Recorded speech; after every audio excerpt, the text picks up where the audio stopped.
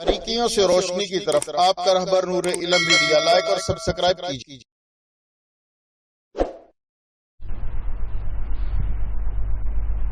مشہور اور صحیح روایات کے مطابق 12 ربیع الاول عام الفیل کے مطابق اگست کے مہینے میں 570 عیسوی مولد نبوی صلی اللہ علیہ وسلم کا دن ہے۔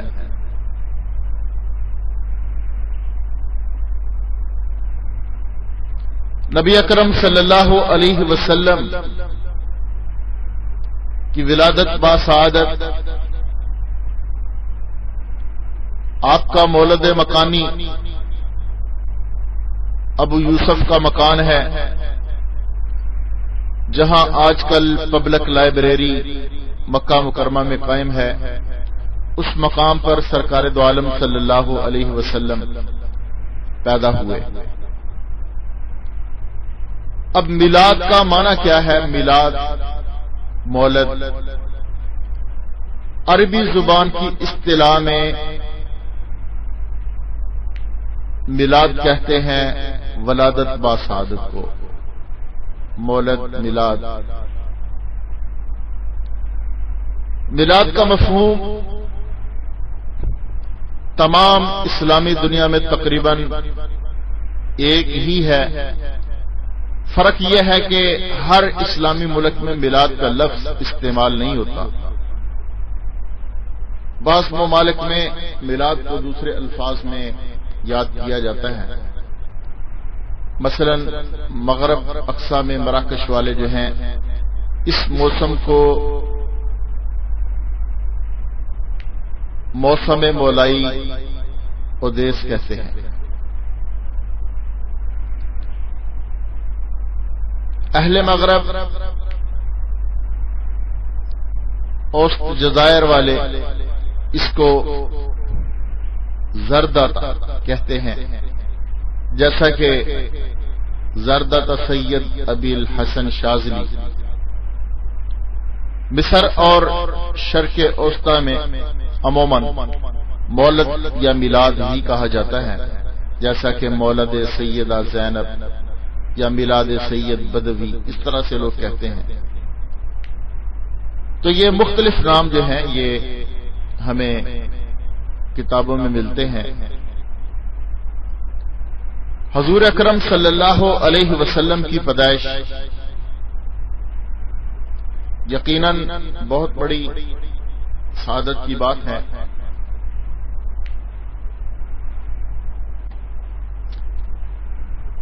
اور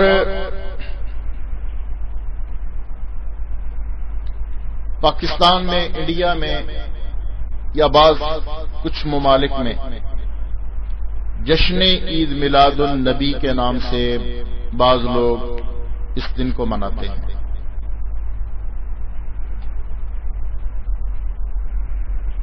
حالانکہ صحیح روایات کے مطابق حضور اکرم صلی اللہ علیہ وسلم کی ولادت باسعادت بھی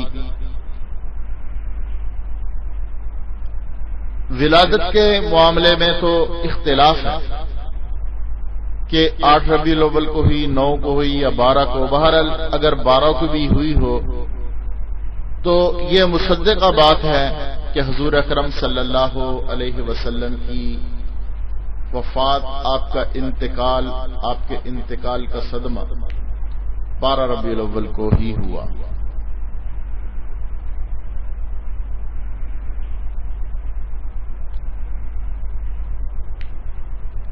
نبی اکرم صلی اللہ علیہ وسلم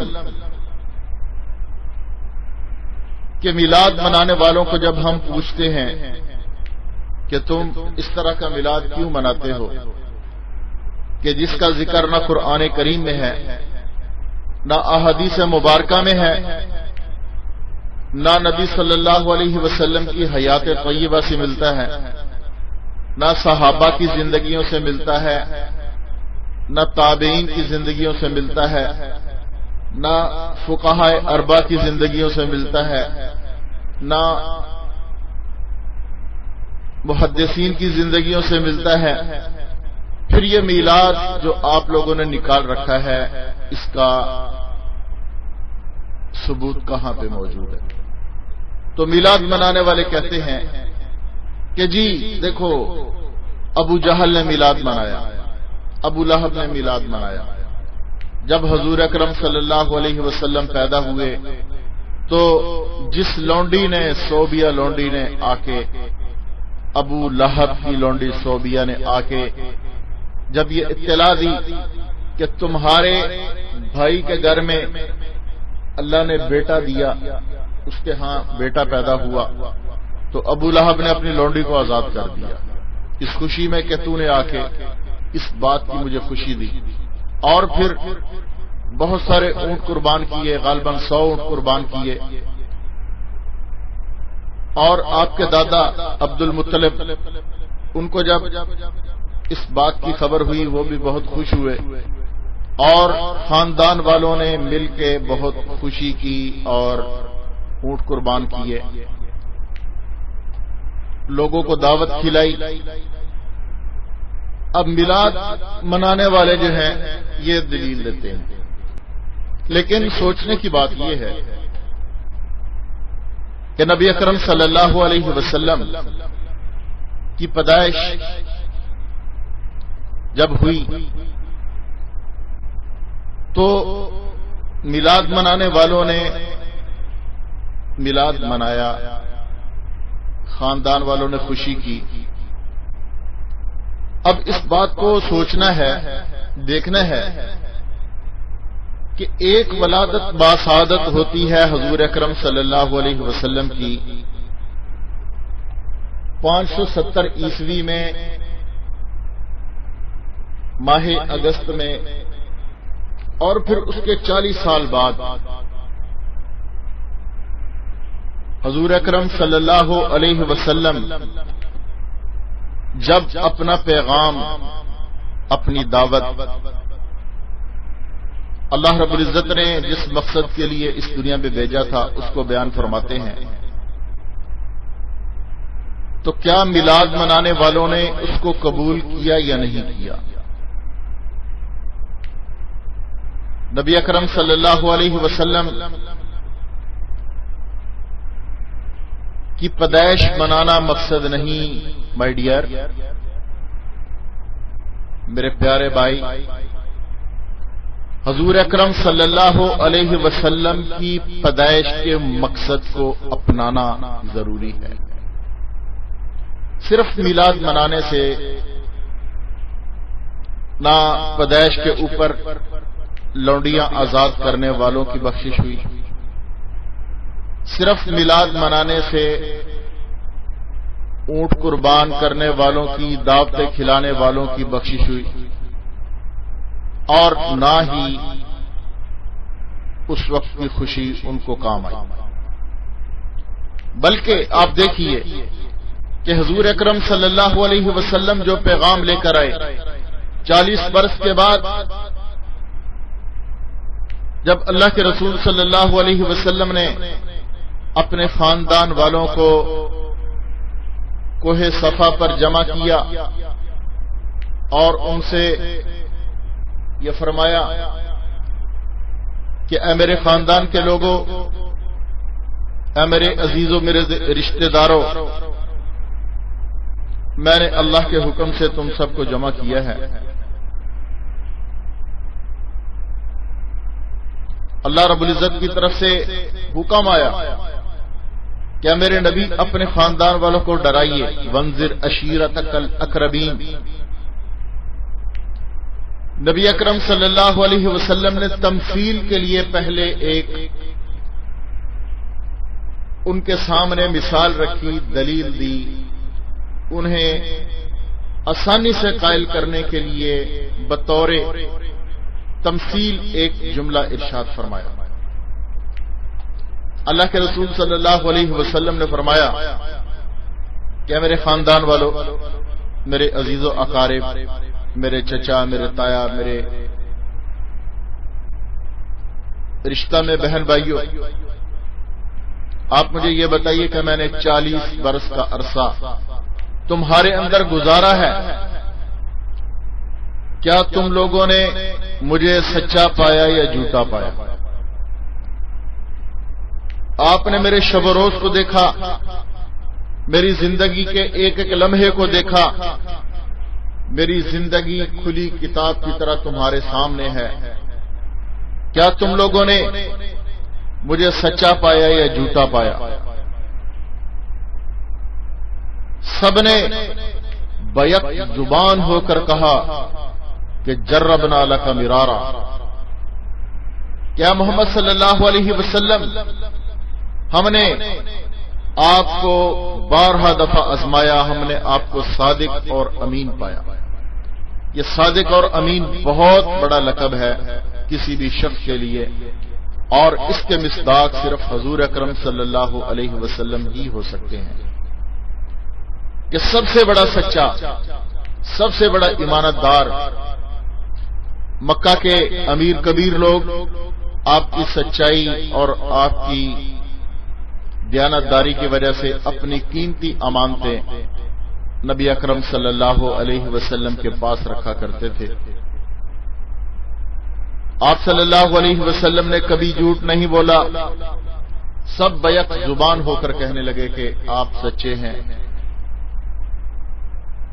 آپ کو ہم نے ہر پہلو سے آزمایا، آپ کی کسی بات میں ہم نے کبھی کجی یا کوئی غلط بات نہیں دیکھی۔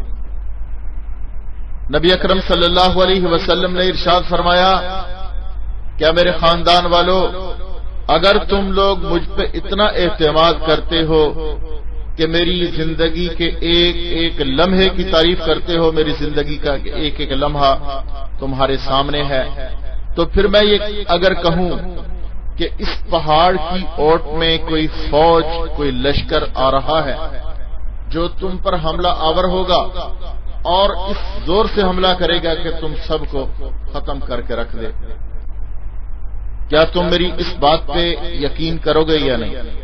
سب نے کہا کہ کیوں نہیں محمد صلی اللہ علیہ وسلم، آپ نے کبھی جھوٹ نہیں بولا، آپ نے ہمیشہ سچ بولا ہے، ہم آپ کی بات پہ یقین کریں گے۔ نبی رحمت صلی اللہ علیہ وسلم نے جب یہ ارشاد فرمایا کہ خاندان والے اتنے میرے معترف ہیں، اتنی تعریف کرتے ہیں، لوہا گرم دیکھا اور چوٹ لگائی۔ فرمایا کہ اگر آپ لوگ اتنی میری بات پہ یقین کرتے ہو، اتنا اعتماد کرتے ہو، تو میں آپ سب کے سامنے اعلان کرتا ہوں کہ مجھے اللہ نے اپنا رسول بنایا ہے۔ میں تم سب سے کہتا ہوں کہ ان بتوں کو چھوڑو اور ایک خدائے واحد کی عبادت کرو۔ فرمایا یا ایھا الناس قولوا لا الہ الا اللہ تفلحون، کیا لوگوں کلمہ پڑھ لو، لا الہ الا اللہ پڑھ لو، تم فلاح پا جاؤ گے۔ یہ وہی کلمہ تھا جو ہر نبی نے، ہر پیغمبر نے اپنی امت کے سامنے پیش کیا۔ گویا کہ یہ آج پہلا دن تھا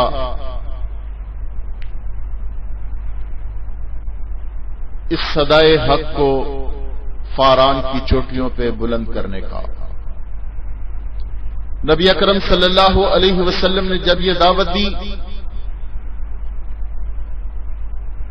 خاندان والوں کے تیور بدلنا شروع ہو گئے۔ وہی زبانیں جو چند لمحات پہلے آپ کو صادق اور امین کہہ رہی تھی اور آپ کو سچا اور اپنا سردار کہہ رہی تھی، اب انہی زبانوں نے گالیاں بکنا شروع کر دی۔ وہ ہاتھ کہ جو میلاد پر آپ کے لیے خوشیاں مناتے ہیں، صدقہ خیرات کرتے ہیں، جن ہاتھوں سے اونٹ ذبح ہوتے ہیں، جن ہاتھوں سے لوگوں کو دعوت کھلائی جاتی ہے، جو آپ کے اوپر پھول نچھاور کرتے ہیں، انہی ہاتھوں میں پتھر آ گئے اور وہ پتھر آپ کے چہرے مبارک پر پڑنے لگے۔ سب سے پہلا پتھر اس بدبخت نے اٹھا کر آپ کے چہرے پہ مارا کہ جس نے آپ کی ولادت پر، آپ کے میلاد پر سب سے زیادہ خوشی منائی، ابو جہل ملعون نے،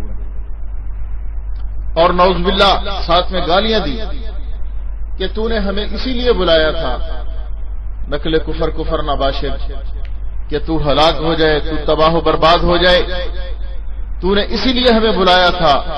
پہلا پتھر اٹھا کے سکے چچا ابو لہب نے اس پیارے چہرے پہ مارا کہ جس کو قرآن نے کبھی والضحیٰ کہا، کبھی اس چہرے کو قرآن نے یاسین کہا، اس سینے پہ مارا کہ جس سینے کو قرآن نے الم نشرح لک صدرک کہا، ان بالوں پہ مارا کہ جن بالوں کو قرآن نے واللیل کہا۔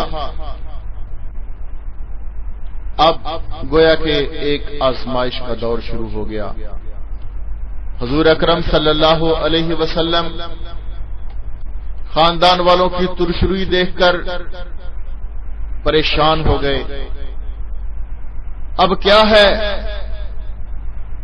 کہ اس دن سے آزمائشیں بڑھنا شروع ہو گئیں۔ امن و سلامتی کا دور مکہ سے ختم ہوا، اب آزمائشوں کا دور شروع ہو گیا۔ جب تک حضور اکرم صلی اللہ علیہ وسلم تنہا عبادت کرتے تھے، کوئی پتھر نہیں پڑا، کوئی گالی نہیں ملی۔ جس دن اللہ رب العزت کی طرف سے حکم ہوا، یا ایھا المدثر قم فانذر وربک فکبر وثیابک فطہر، اللہ کے رسول صلی اللہ علیہ وسلم نے اللہ کے حکم سے جب لوگوں کو ڈرانا شروع کیا، اللہ کی توحید کی طرف بلانا شروع کیا، اس دن سے آزمائش شروع ہو گئی۔ وہی ہاتھ جو پھول برساتے تھے آج پتھر برسا رہے ہیں، وہی ہاتھ کہ جن سے راہیں صاف کی جاتی تھی آج وہی ہاتھ جو ہیں وہ میرے آقا کے راستے میں کانٹے بچھاتے ہیں۔ وہ لوگ کہ جو آپ کی راحت و آرام کا خیال رکھتے تھے، آج وہ لوگ آپ کے راستے میں گڑھے کھودتے ہیں۔ بے عزتی اور توہین کی انتہا کر دی اس جاہل قوم نے۔ باریکیوں سے روشنی کی طرف آپ کا رہبر نور علم میڈیا، لائک اور سبسکرائب کیجیے۔